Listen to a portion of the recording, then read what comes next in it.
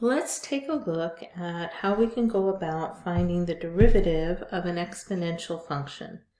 You may already know that the derivative of the function e to the x is e to the x itself. But how do we go about finding the derivative of a generic exponential function?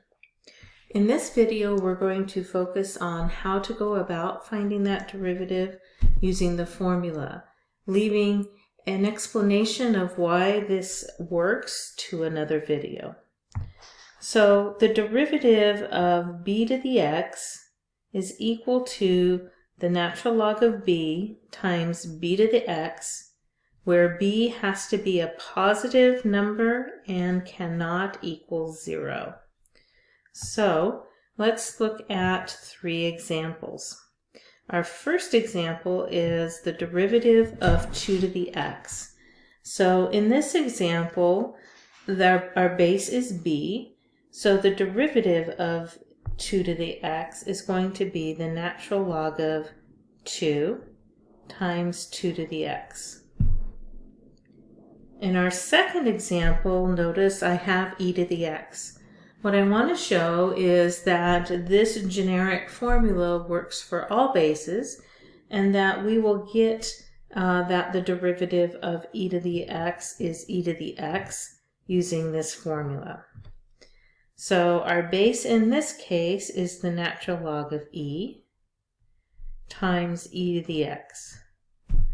Now, keep in mind that the natural log of e, the natural log function, and the exponential functions are inverse functions.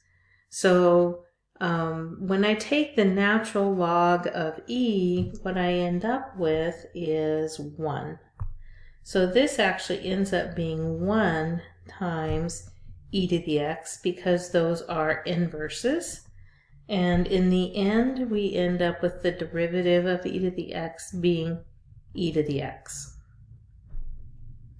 Our last example is the derivative of 10 to the x. So the base in our third example here is 10.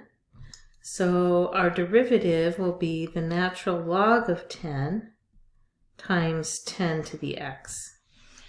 Now notice that for the first example, 2 to the x, natural log of 2, I left that in exact form. Also in this case, natural log of 10, on our third example, I left in exact form. The natural log of either 2 or 10 are irrational numbers, and unless I need a decimal approximation for some reason, we actually leave those in exact form.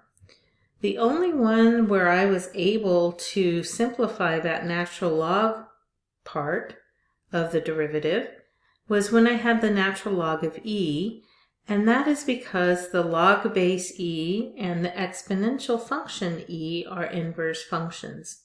And so when I take the natural log of e, I end up with 1. So that is the only case where I was able to simplify the natural log part of the derivative at all. I hope this helps.